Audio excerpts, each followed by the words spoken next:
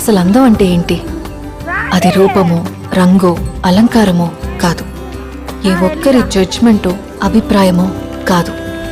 ఒక కవి వర్ణనో, చిత్రకారుడి బొమ్మో కాదు. మరేంటది? అందమంటే గుణం.